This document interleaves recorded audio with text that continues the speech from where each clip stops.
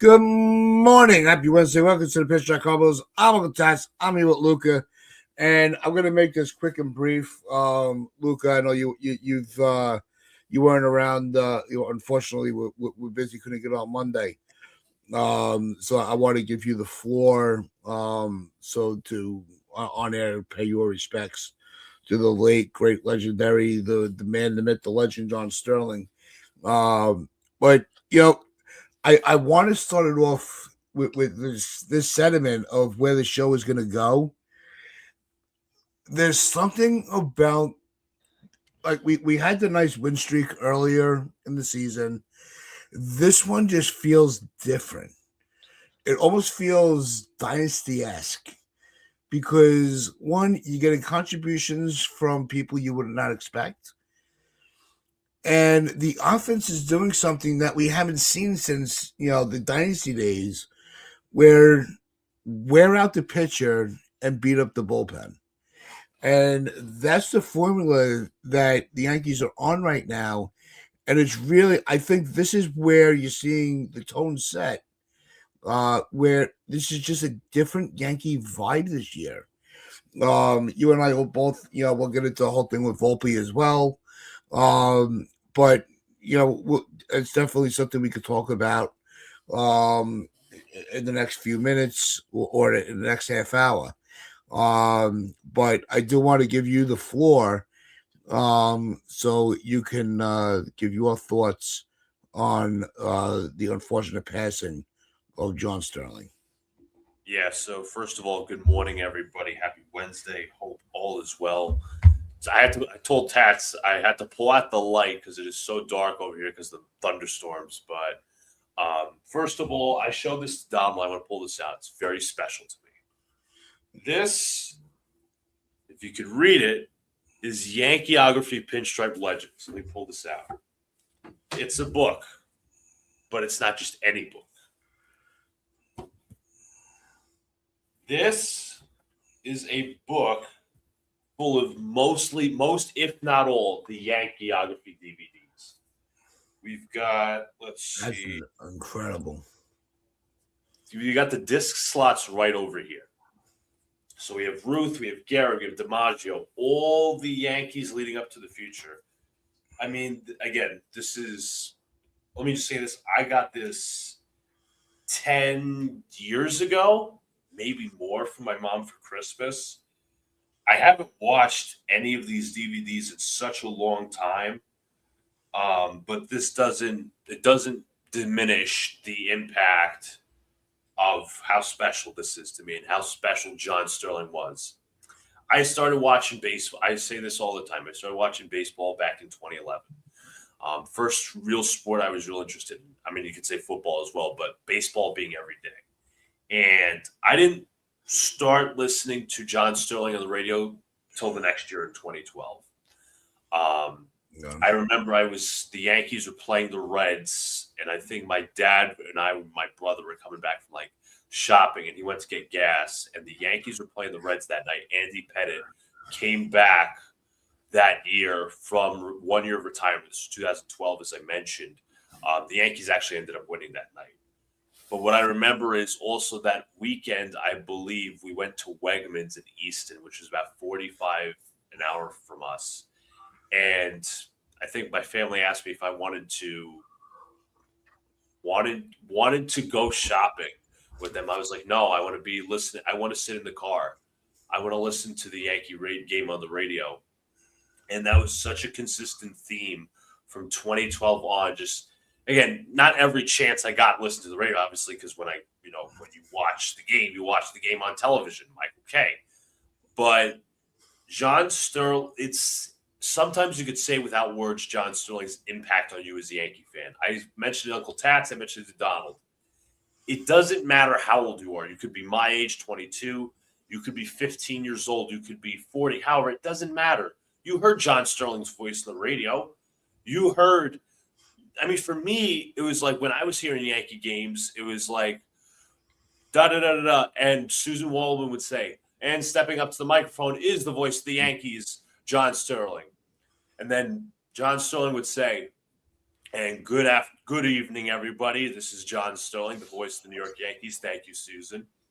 And they were just like, there's little things that stick with you, right? And obviously, the way they say it now, the sponsors, and I know commercials, nobody really pays attention to that. You would hear John Sterling do commercials. And then when the Yankees game would head to commercial, it'd say, 1 up, 1 down. We head to the bottom of the first. It is 0-0. You are listening to the Yankees radio network, driven by Jeep.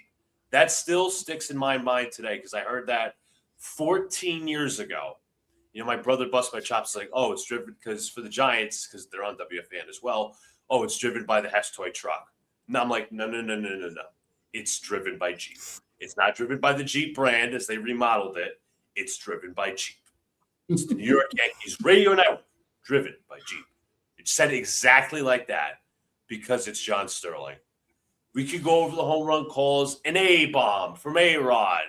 El Capitan. Teixeira sends a text message to the seats. The Grandy Man can. The Grandy Man can. Robbie Cano. But don't you know? Georgie Juice One. Burn Baby Burn. El Giambino. Jason Giambi. Nick Swishalicious. The G.D. Gregorius is making Yankee fans euphorious. Let's see. I'm trying to think. Let the Gardy party begin. You can think of all the home run calls. And I know, yes, he did face some criticism in his latter years, but you know what? As Yankee fans, as in any way, we remember him from when he was at his best. And that prime was a long fucking time. And he was notable with, I don't know who he started out with, but then it was 92 with him and Michael Kay. Then it was from 2002 to 2004, I think it was for him and Charlie Steiner. The Aaron Boone call, both of them saying, ball game over, American League Championship Series over, Yankees with both of them screaming, the Yankees win. 2005, Susan Waldman. I love Susan Waldman on the radio. 2005 to 2024, both on the both Susan Waldman, John Sterling, and in 2024 when it was announced that John Sterling would hang it up, I knew it was for him to I knew it was his time to retire, but it didn't make me the less sad because I listened to him all those years on the radio, as every Yankee fan did. But that season, we went to the World Series, and I don't know if Donald remembers this. Myself, my brother, Rob, and Donald were streaming Game 5 on my brother's channel, Yankees Guardians. This is obviously the big Soto game where you hit the home run, sent the Yankees the World Series. And I said this to my brother at the end of the game. I'm going to do this thing if we would go to the World Series. It's an absolute must. And I told him, as I said, before the game. So I said, I called the Yankees to go to the World Series. Everybody's jumping around, absolutely excited. And I said, everybody, we have to say this as a foursome. Are you guys ready? And we said the following. Ball game over. American League Championship Series over. Yankees win. And we're all screaming, the Yankees win. And I'm so glad that, unfortunately it was a loss, but I'm so glad that John Sterling, his last call was a World Series, no matter how you slice it. Yeah. As TC said, another one, Thriller from Godzilla. You could go through so many calls. And as I could honestly say more, but there's sometimes you're speechless of you can't even talk about how John Sterling made an impact on your life because he was a god. He was a godsend. And prayers to his family, Michael Kay, because he was in the radio booth with him for I don't care if it's 8 years or 10 years. It's not easy for Kay. It's not easy for Susan Waldman, who had been in the booth so many years. Yeah, Monday, as I told Uncle Tats, I wasn't crying, but I felt my eyes start to water because the way I found out was I was on Twitter. This was literally before I left work. Major League Mads is obviously big social media account, big Yankee influencer. Yeah. Twitter, Knicks, Giants, whatever. She's like, oh no, please don't let it be true. I'm listening to WFAN. I'm like, what? possibly be wrong. Somebody big die. Yeah. And then when I got home, rest in peace, John Sterling. I'm like, oh my God, what piece of my childhood just died.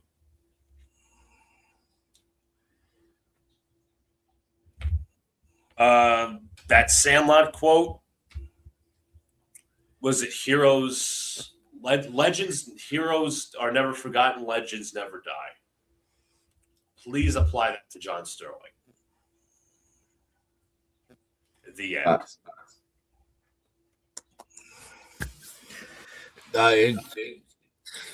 You were talking about how you found out. I mean, I was telling Spencer and I, we did the After Dark show, and thanks for everybody that tuned into that.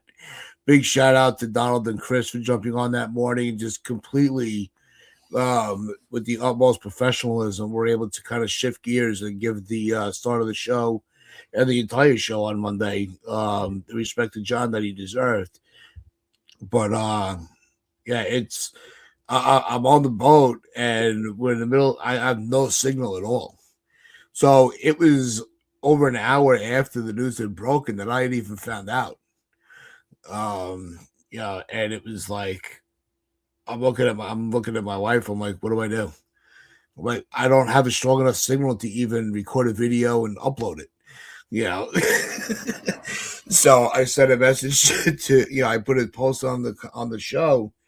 I was going to do a After Dark. I didn't know when, and I'm like, all right.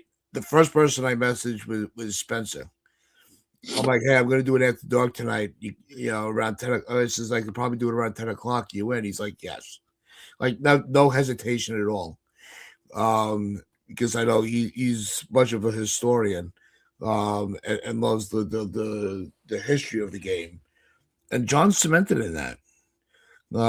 So it was, I think the outpour for Sterling throughout baseball just shows that he is a Mount Rushmore voice of baseball, and it wasn't just a radio voice, it was a voice, whether on TV, John was just really, he was a one of one, as many people had said. So, but we could spend the whole show just we could spend a year of shows talking and praising John Sterling. That's just the impact he had on baseball, on fans, on the Yankees, and just the legacy of the pinstripes runs through John Sterling as well as anybody that put a uniform on. So I gotta find to see if I can get that Yankeeography box set though. That's something special. That's awesome. But it's as they say in show business, the show must go on. And the Yankees did have games to play, and they have played them very, very well. Donald, I know you. Jesus Christ! I didn't forget you. No. Before we get to our regularly scheduled program, do you want to put a little bow on the Open? Well, I want to say I think Luca's Open was really heartfelt and profound, and shout out to Luca there. No, I mean, he's when the news broke, I felt very emotional about it because it does feel like a bit of your childhood's moved on, because you connect certain things with your childhood, and John Sterling was a big part of it. I basically grew up with John Sterling, and it was something really comforting about him. Is just like whatever you're going through in life, or your stages of your life development, for those 3 hours you turn on John Sterling and his voice was always the same, and it's that comforting voice. It's kind of like Morgan Freeman, that voice of God. You know what I mean? He was just like the comforting. Yeah, he's like Morgan Freeman, and it's just like it was something comforting about it, and it never wavered, never changed over those decades. That dude never missed a game.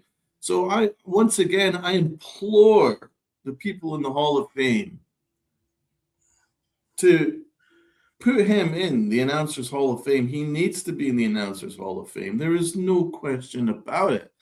This guy did it for 40 years. And not just with the Yankees, though. He announced all kinds of sports prior to the Yankees, and then he got his dream job, and he became just a legend. I mean, we all love his home run calls, and we all love the yeah Yankees win. It was just dude,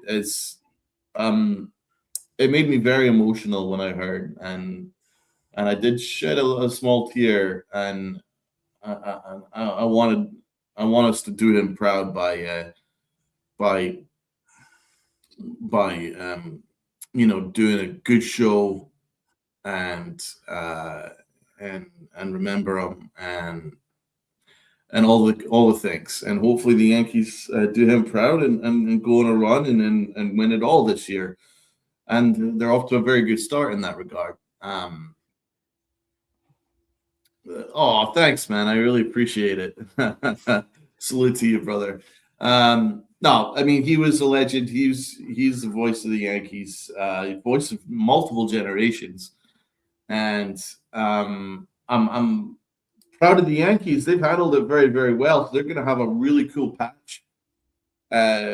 Remembering him, they've already had JS on the back of their caps, so that they're doing him proud too. So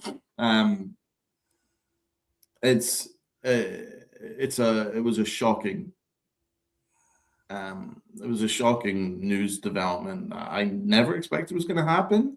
He always just felt like he was part of your life, and it's just that's just gone. But at least Luca and I and Tats, you were there. We were all there for the John Sterling's Yes. goodbye game. So that was cool. So at least we were there for that. But wow, it's a real shame. He was such a good person. You see little videos of him speaking to people. He had so much time for people. And like he was so humble, and that's another aspect of his personality that maybe gets overlooked because people maybe call him corny or whatever for his home run calls. That dude was just at a purest heart. You know what I mean? He never had a bad bone in his body. It was just he just loved to call baseball games, and he was just a very kind, witty, hilarious guy. And it's a terrible loss, actually. It's a terrible loss, not just for us, but for his family. And the story that Michael Kay told, where he tried to keep going to walk his daughter down the aisle this year. That's the one that broke me. Oh, Cried like a baby. Oh God, yeah. He fought hard, man. He had open heart surgery in January. We never knew about this stuff, and at that age, and he couldn't walk, but he was just like, nah, I'm keep going, I'm fighting, and he kept going right through to May. It's a tough dude right there, and it's sad that he isn't there to walk his daughter down the aisle in person, but he will be in spirit. And that's it. I do believe that when they move on, people are still with you. So I hope that is some comfort to Sterling's family anyway. But anyway, God bless John Sterling, and God bless the New York Yankees. Yep. I was going to sorry to interrupt Uncle Tats, to just the pleasantness of John Sterling. Susan Waldman had a few things to say, obviously, longtime radio partner of John Sterling's. She was like, when people went up to John Sterling, said mean things to him, he never responded mean because he just didn't know how to be mean to a person. He could never be like that. And then she also described how, people would criticize his broadcasts, the way he called home runs and whatever. And Susan Waldman would ask, John, how you feeling? You feel all right? And he'd be like, no, I'm fine. But she said deep down inside, it did bother the hell out of him. No, I shouldn't say bother the hell out of him. It did bother him. It hurt him. It hurt him personally because he was, as Don said, he was so humble. He loved his fans. Absolutely loved his fans. He loved bringing entertainment to an audience. And he wasn't just like, talking over the microphone constantly. You'd hear the sounds of the game, and that's what makes, radio broadcasts so fun. It's not like you're on, obviously TV is one thing, the visual aspect. Radio, you're not just hearing the broadcaster calling the game. You're hearing the sounds, the crack of the bat, the sound of the crowd, which is, again, part of radio. But, I mean, dare we mention another quote of John Sterling's? That's baseball, Susan. I mean, legendary, iconic quote. Yeah, no, Hey, man. I mean, That's that's iconic. baseball, Yeah, Susan. Yeah. That's your favorite quote, Taz, right? Yep. I've said it all the time. I said this with Spencer on the After Dark special. I work at night. I've been working nights for 18 years. So John was my path to getting every part of a Yankees game. That's right. And you all know I've always preferred the radio over TV. Work. That's maybe why working nights doesn't bother me so much, because I still get that pure aspect of the game where when you just you stop everything. I remember, I don't remember the exact moment of a game, but and you could just tell how John would draw you in, with every moment. And it was the middle of a game. It was a tie game. That I do remember. And my boss at night is trying to tell me something. And you hear John's voice elevate through the speaker on my, that I had with me. And I actually did this to my boss. And I wouldn't let him talk until I heard the call. And it, and it ended up being a go-ahead home run. And I'm like, okay, what were you saying? So, and luckily my boss, he's a Yankees fan. He's like, no, he goes, I get it. He goes, I was ready to stop talking myself. John just had that way of we hear announcers sometimes it's a snooze fest. John brought it to a different level where it was just the guy sitting next to you at a bar or a restaurant, just explaining to you just walking you through all the events of a game, and it was captivating because you talk about having pipes for radio. John probably had one of the best sets I've ever heard. Oh, golden pipes, babe. When you think of you mentioned with God, they just slipped my head again. That voice of God, like a Bob Shepard on the PA. John Sterling on the radio. Like those are voices that just cement themselves into your memory. And if you live to be 200 years old, though, that voice will still be with you. That's facts. And I really appreciate this comment. Come on, everyone. These guys are here for us on their time. Please hit that like button. I really do appreciate that, Joe Barros. Please, everybody, listen to Joe Barros and hit that like button for us as we remember the great John Sterling, the legend. Yeah. Please do hit the like button. And we're going to be getting into this now 5-game win streak. With the final bow, not the final bow, because we're going to be talking about Sterling for 100 years. And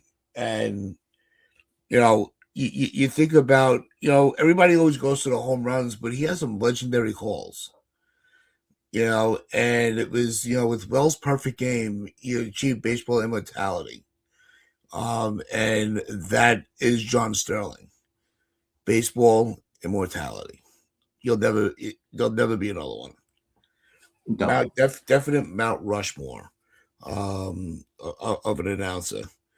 But with that, something else that's going on that's really special is the Donald. I mentioned it at the beginning, and I did it really quick because I want to give Luca the floor.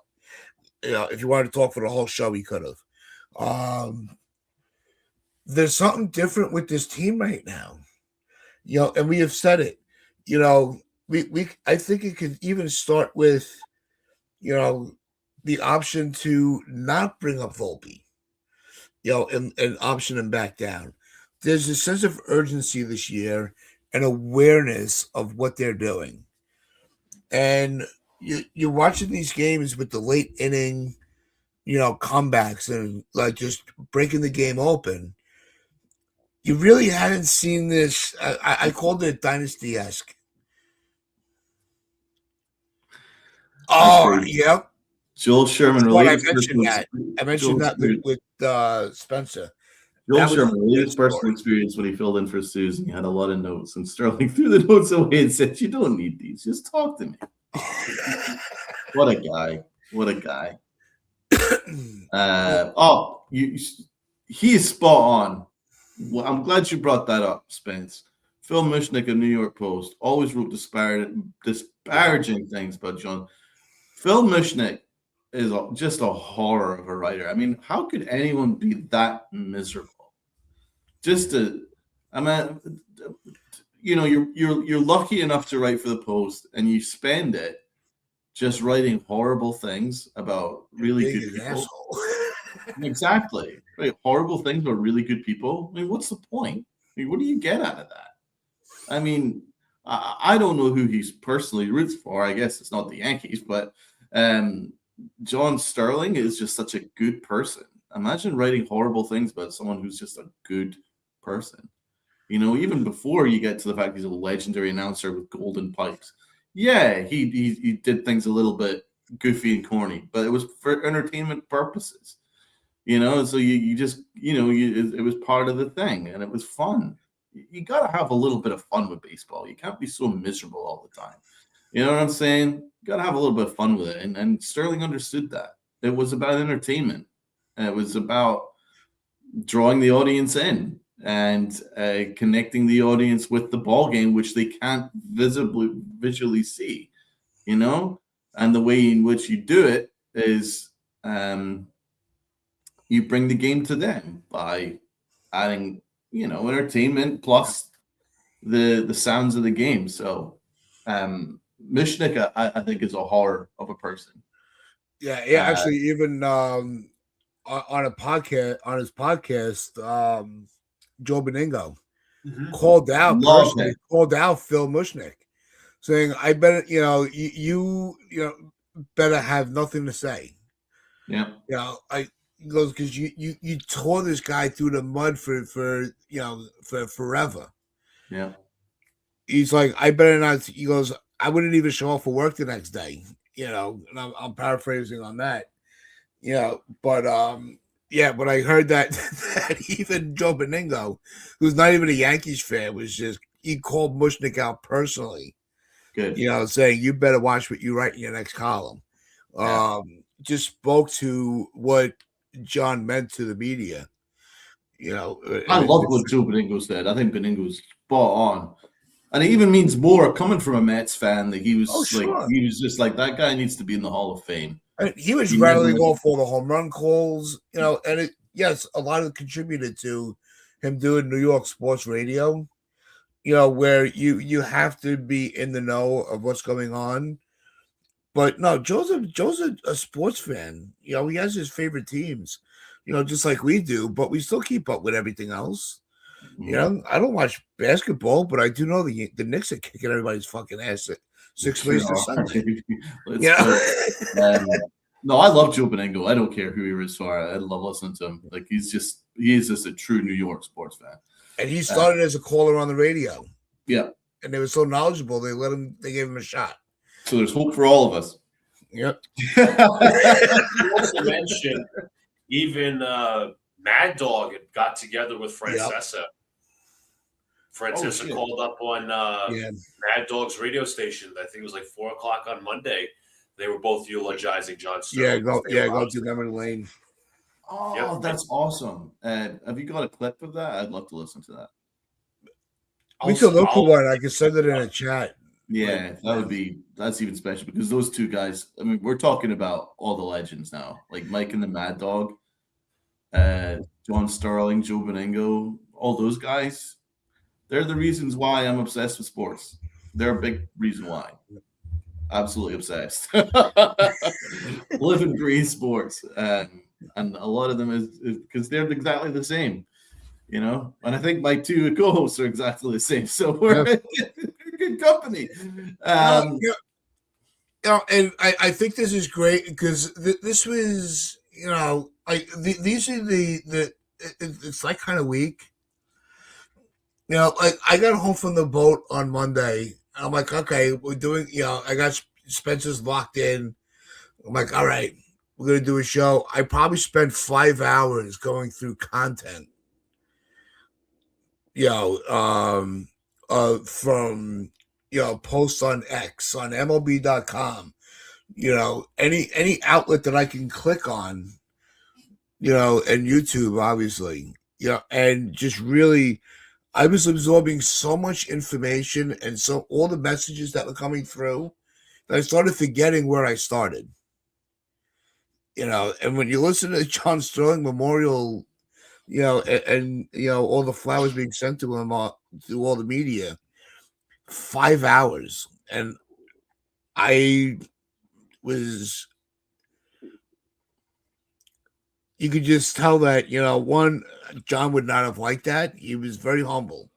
He never thought of himself as the guy. Mm-hmm. He was just a guy. And that's what made him stand out above everybody else. Yeah, he wasn't doing anything for recognition. He had a job to do. Salute to you and Spence. You guys did a good job. And Spence was great. So we do appreciate Spence in the chat as well. So really, really do appreciate that. On a really tough day. I said to Luca before we came on, the news came over. I was devastated. I was telling Chris Northrup this morning, we were talking, I probably, I had to actually consume everything. I was in the basement of the house, and I was just, I was having a hard time not to cry, and I'm not ashamed, like, oh, yeah. No, I cried like a fucking baby, man. This was my guy. If it wasn't for John, I wouldn't know what's going on when I'm at work. Facts. Now he was my guy too. For facts. It felt like it was just like it felt my childhood just gone. Yeah. Like I said, we could do the whole the rest of the season talking about John. It still doesn't feel like we'd be doing him justice. Right. I know. Yeah. It's hard to, it's hard to just switch caps and be all positive and excited because the team are amazing. Yep. The team is amazing. But it just but you know what it did for me was to turn it around a little bit was like, and it's going to change my mentality with this because I was so like annoyed with how the offseason went that it was ruining my enjoyment of the game. I'll be honest, right? But this moment, John Sterling passing was just like a reminder of why I became obsessed with baseball and the Yankees in the first place.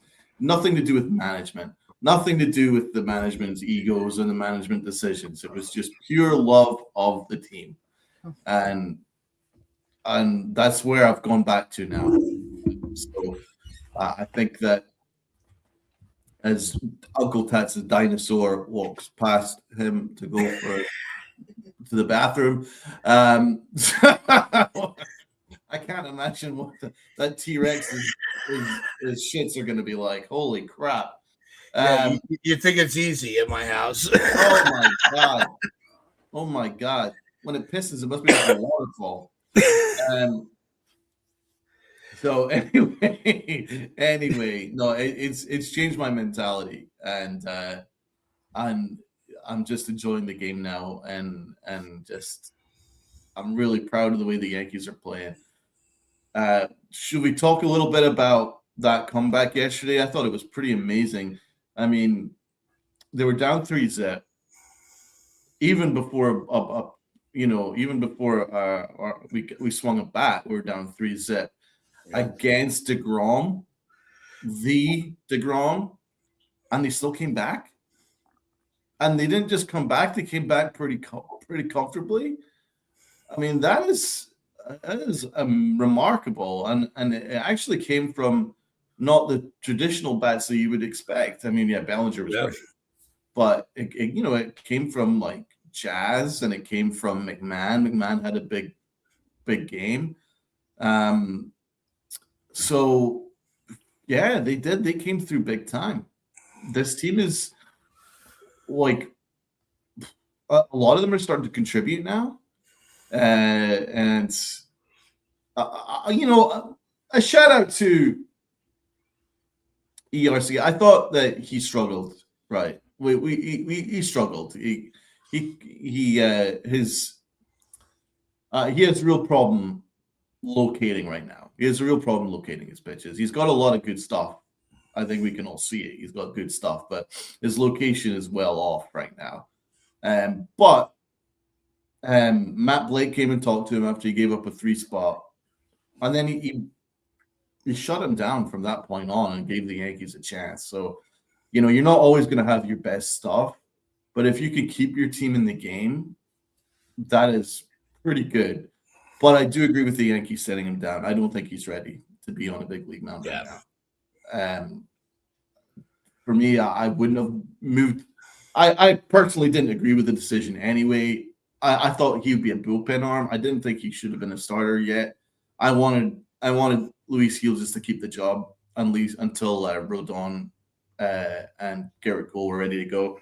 But still, I like that the Yankees tried something new, and they tried something didn't work, but they moved off it pretty quick. But I thought Rodriguez Cruz he did himself proud because I think a lesser pitcher would have collapsed under the strain of having DeGrom as your on the opposite side, and you'd be like, oh my God, I have to pitch perfect because DeGrom's coming up.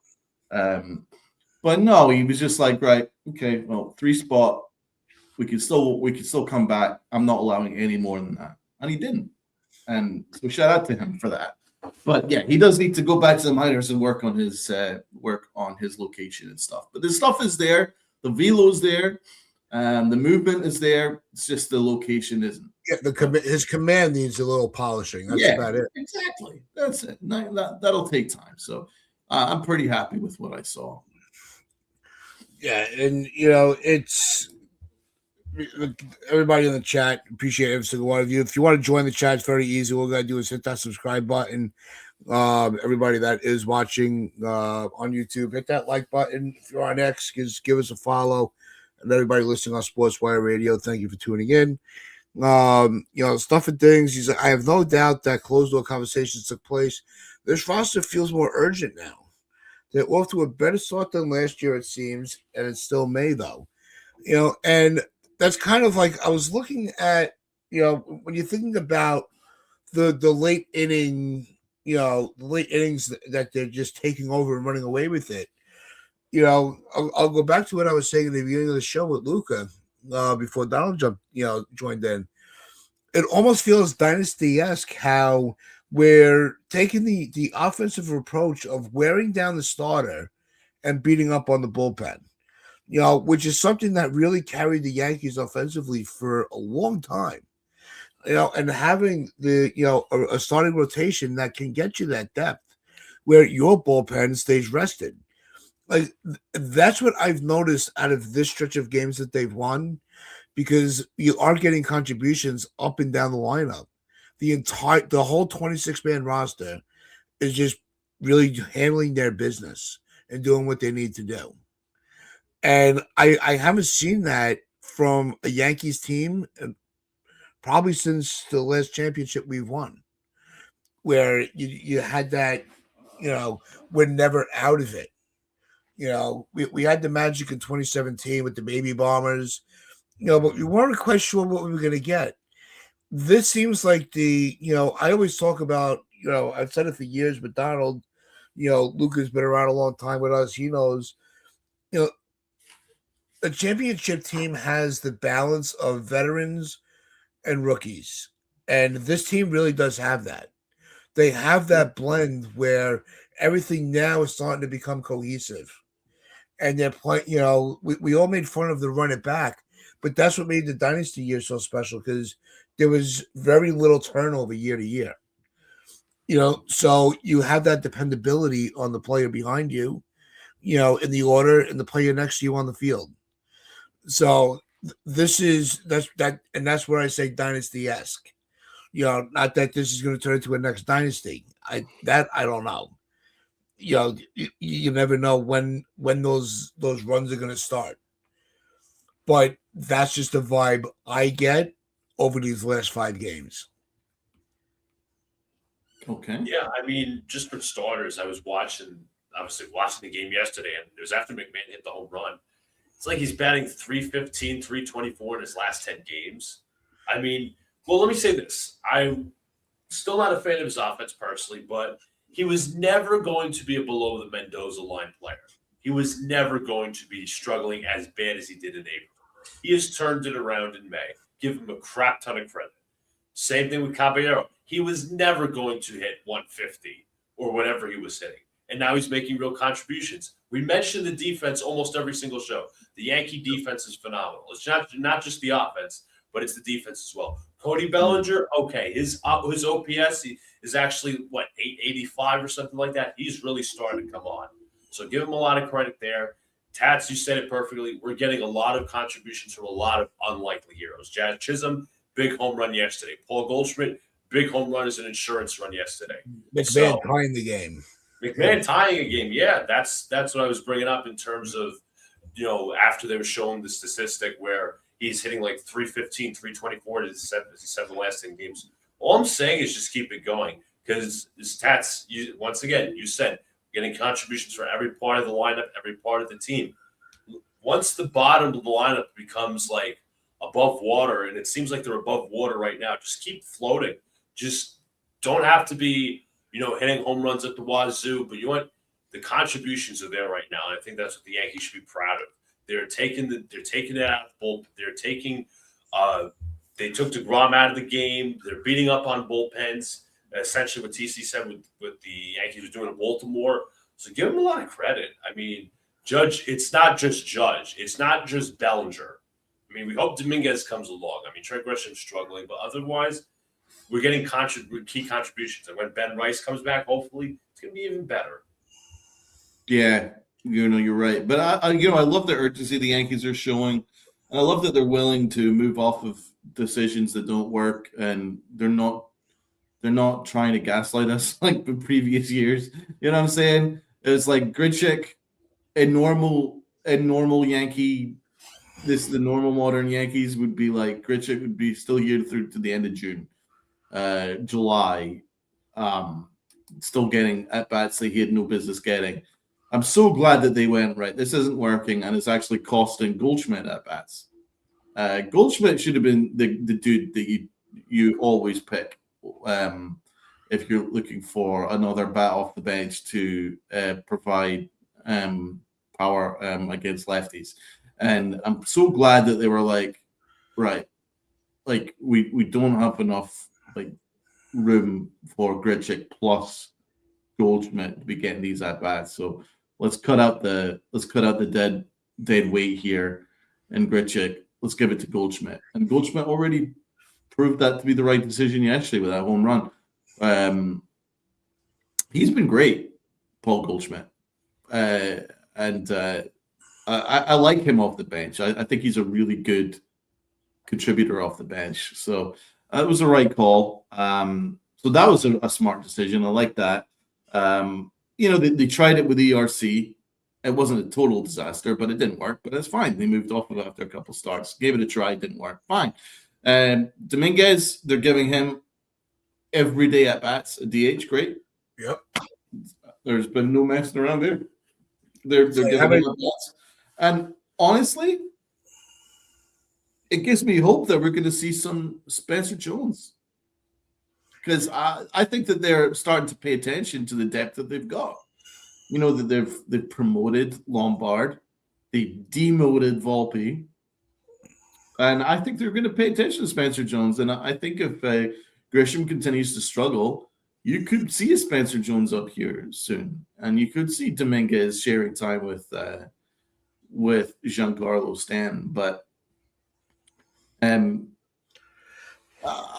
I think that this team is looking really good, and they haven't really missed a beat even without Stanton, although the quality of at bat has dropped since Stanton has been hurt from Dominguez. Dominguez has been okay. He's not been amazing. He's been okay. I think that we still miss Big G, but I love how aggressive the Yankees have been of late, and they're trying things. They're not afraid to dip into their AAA team, so they're making the right calls. So, oh, come on, stuff and thanks. Stanton is not washed up. I mean, did you see him before injury? I mean, the dude was scorching. Yes, we know he had a little cold streak, but he was on fire. Yeah. Yeah, he had a home run. He was great against the Red Sox. His exit velo is still there. Like the best in the majors. He's still good. He's not washed up. His legs are, but the power and the bat, I ain't washed up. But I don't know. It's just it's the facts, though. We aren't on this, but it's just the facts. It's like he is still a good hitter. That's.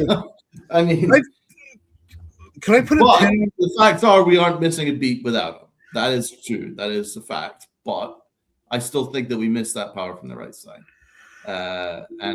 He still comes through in big moments. Still got the exit velo.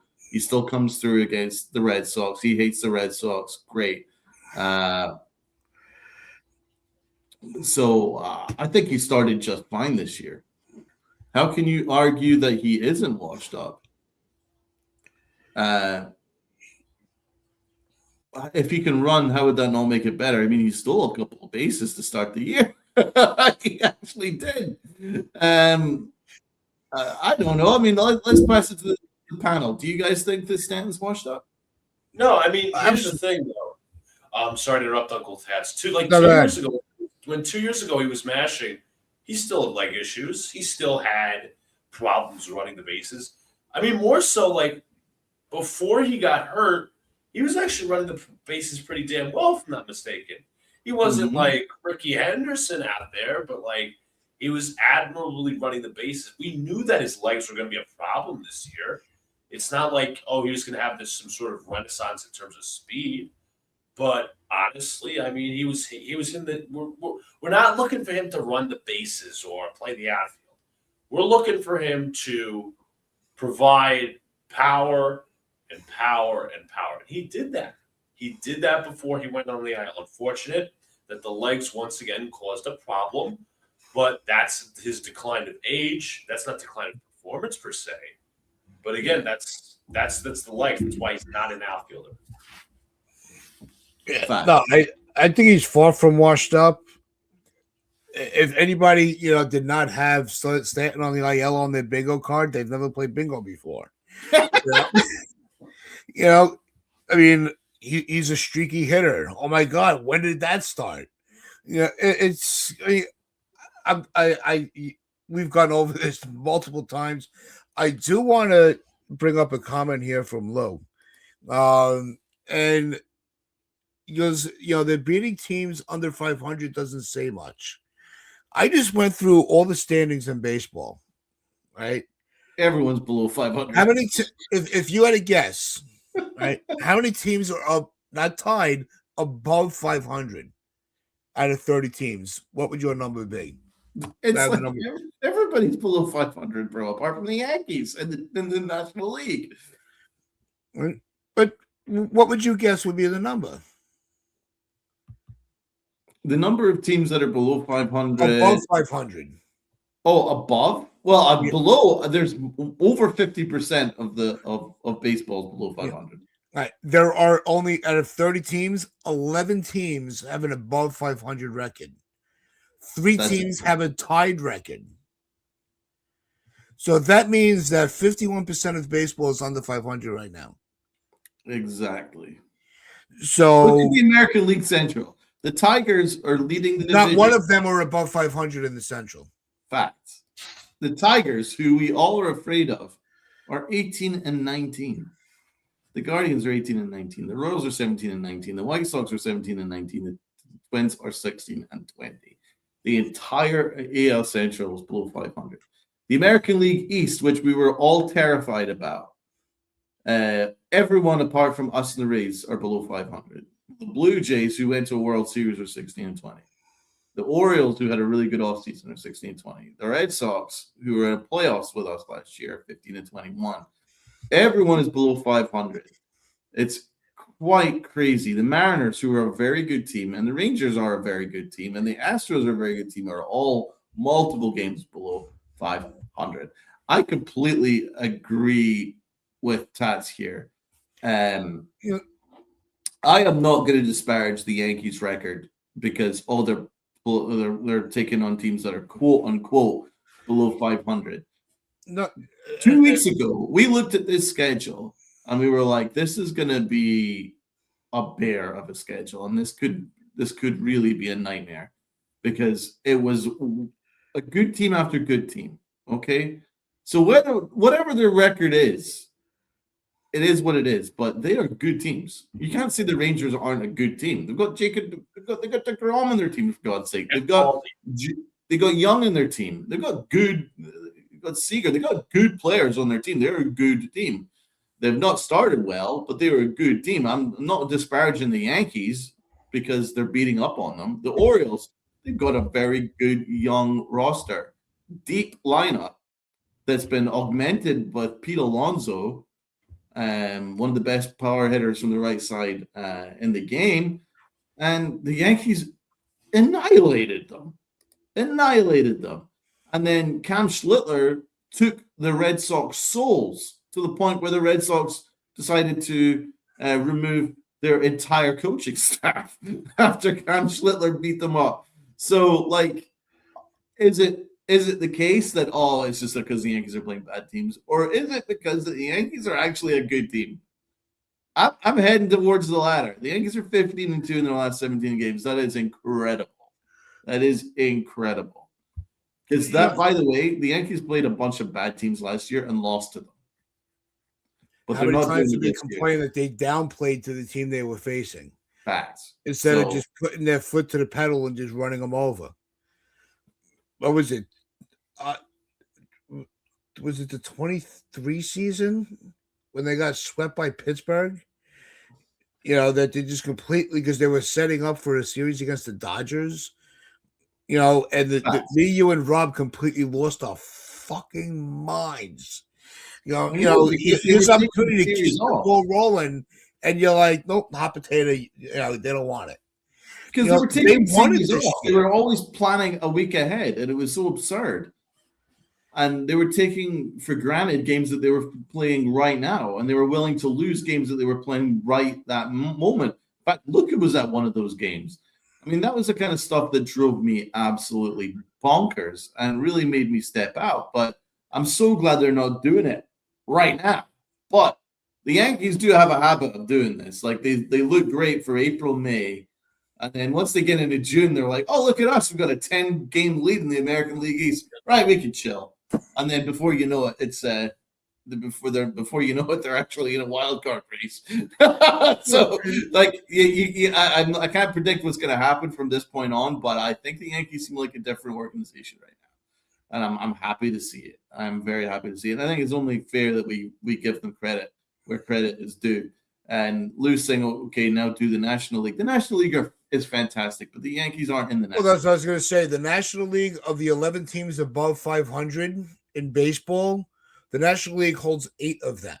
Yeah. So the Yankees should be where they better be where they are right now. Anything less than being on top is inexcusable. Yeah. With this roster, and it really doesn't matter. It just solidifies. Actually, it puts more pressure on the Yankees to handle their business, because with the way that the American League is in the first half of this year, anything short, say every roster stays the same, there is no way the Yankees are not getting to a World Series with the American League. There's no way they should be losing a pennant. Absolutely not. So they're playing the games, like Donald was saying, they're playing the games where they're supposed to be playing against these teams. And just beating the shit out of them and making them pay for every mistake. The Yankees are capitalizing on every mistake that their opponent is making.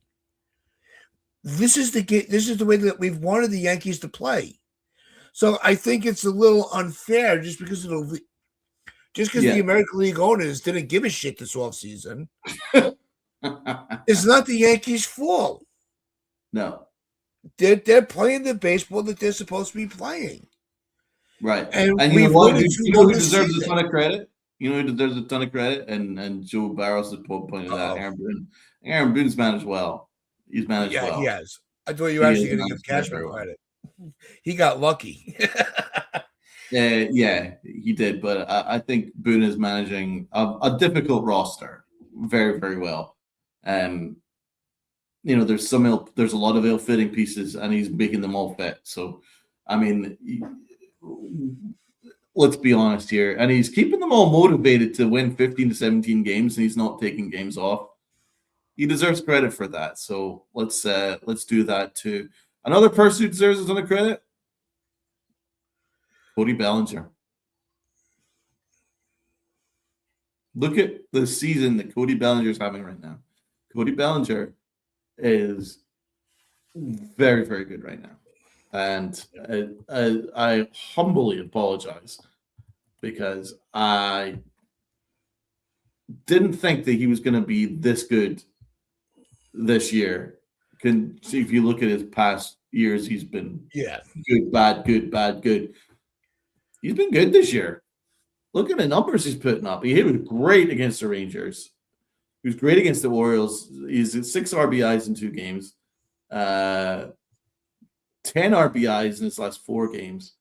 Batting .283. He has 26 RBIs and 5 home runs. He's showing a little bit of power, and he has been much better than Kyle Tucker. Much better. So maybe Cashman was not that stupid after all. It's looking like a really good signing. It's looking like a good sign. I know a lot can change, but you have to give credit where credit is due. And Bellinger has been really good, really, really good, and valuable. Bellinger definitely even exceeded my expectations. And Donald and I almost the entire offseason fought about it.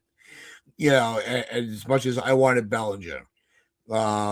And I have to say, I did not see in the slow start. I was like, oh shit. I got to hear all year from Donald. I told you so. I told you so. I told you so. So, but it's balancing itself out, and I'm a happy guy. There's, another, unexpected thing was, the way the rotation's been going, and I'm curious to see, where we think that everything is going to line up. And I pinned I put a star on the comment because I wanted to bring this up at the end, to close out the show, because we are going to see Rodon and Cole back sooner than later at this point, it seems. This TC Steels drew this out as for the rotation. And I'm curious and I'm sure you all are, of what our thoughts are on this. Putting Cole third, That's kind of ballsy, but it makes sense. Oh, it makes sense. Oh, it does, yeah. I mean, we said it from the start of the season. We're not expecting Garrett Cole to be prime Garrett Cole from the jump. So you're not putting as much pressure on him. And you know what? I said it from the start. I was like, I don't want this Yankee rotation to be where, okay, we have to expect prime Garrett Cole, prime Carlos Rodon from the jump when they come back from injury. No, it's actually been the quite opposite. Max Fried, phenomenal. Cy Young candidate. Cam Schlittler, you could argue, Cy Young candidate. Will Warren, he's been good in his own right to solidify the back of the rotation. This would be one freaking fire rotation. Cole, Rodon, even if it's like 50% of Rodon, 50% of Cole, at best 50%, like, wow, your 3 and 4 guys is Garrett Cole and Carlos Rodon. That's a luxury. Great luxury to have. That would be phenomenal for the Yankees. And obviously, I think TC Steele's mentioned, the starting rotation pitch their ass off. They're also going to deep into games. That is critical, absolutely critical. Just real quick with Warren. Can you imagine that? Rodon was a 2-starter last year. He's a 4-starter in this team now. That's insane. That's frightening. I think that that's why it says it's a little ballsy but smart. I think, keeping Fried and Cam 1 and 2, one, it keeps their rhythm going because it seems like the two of them they're really feeding off each other. And it does take the pressure off of Cole. It's smart. And I think Cole is seasoned enough. He's veteran enough where he's not going to have the ego where I'm the guy. Like, that's not Cole. That's never been him. Don't forget, he's been in rotations with Verlander. He's not afraid to be like, look, if it's working, keep it the way it is.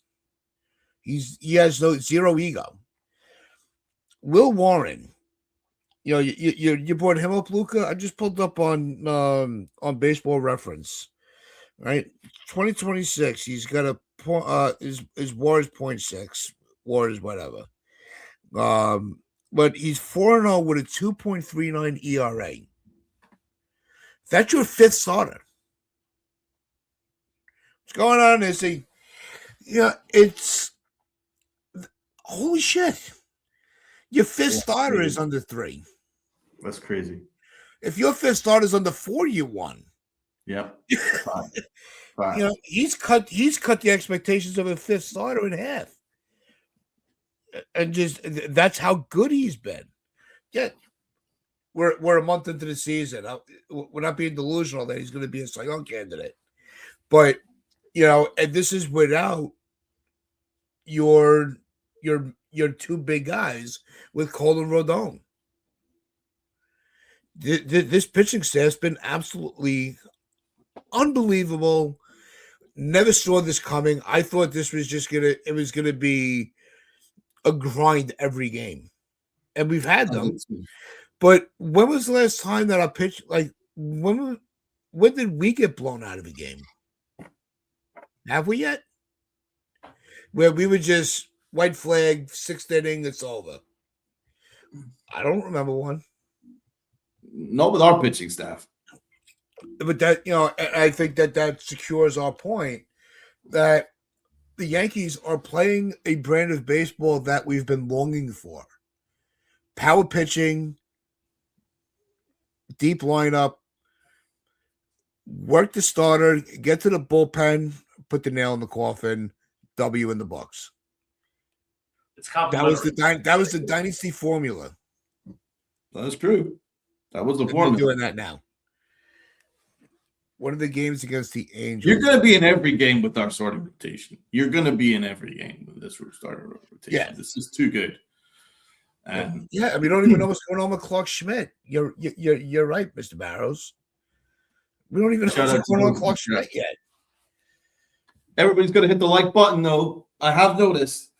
You look at our stats. The likes aren't up. The views are there, but the stats aren't up. If you hit the like button, then more people are going to like it. And more people are going to watch it. We need that. So everybody please hit the like button. It's out too as well, guys. Yeah. And if there's any links down below, please follow. Please, please, please. And got my cousin saying CJ Abrams and pinstripes get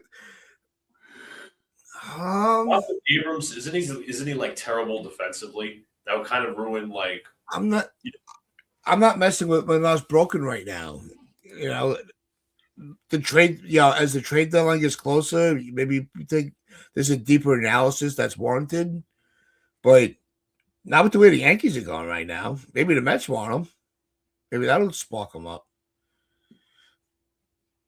I'm not fixing what's not broken right now. Everything is going just the way we need it to go. And the way that the American League is, as Lou pointed out, is all dog shit. So the Yankees don't need to get drastic this early in the season. They've already, obviously, they already the kept two areas their- of weakness are Right. third base and catcher offensively. Wells hasn't looked good. I think we can all agree on that. And despite McMahon hitting a home run and being a little bit better over the last couple of days, he's still been very disappointing. So if there was two areas of improvement, it would be that. As we move towards the deadline, but there's still time to see how that shakes out. Luckily, Rosario has more than picked up, and so it kind of lessens the need to get an everyday third baseman if you've got Rosario there, who's been doing so well. So that seems to be working well. Maybe a really good catcher from the right side that can bat from the right side would be my preference. I'm not quite sure what Escara is doing on this team. Oh, by the way, the late great John Sterling said the same thing, because apparently Brian Holt gave him a call like the other week, and he was like, "How are you feeling, John?" And he's like, "Why are the Yankees carrying two left-handed catchers?" God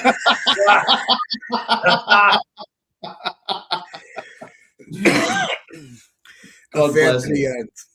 You know what? And that's how we're gonna. Excellent. And that's gonna be. That's how we're gonna close this one out. Why are they the words of John Sterling? Why do we have all lefty catches? But that, make sure you do hit that like button, hit that sub button, share this out, your friends, your family. The Strangers on a Corner. This is the Pitcher Chronicles. I'm Uncle Tats with Donald Luca. Join us on Friday at 10 a.m. As always, look forward to chat with all of you. So just make sure you wear those pitchers of pride and play hard. Peace.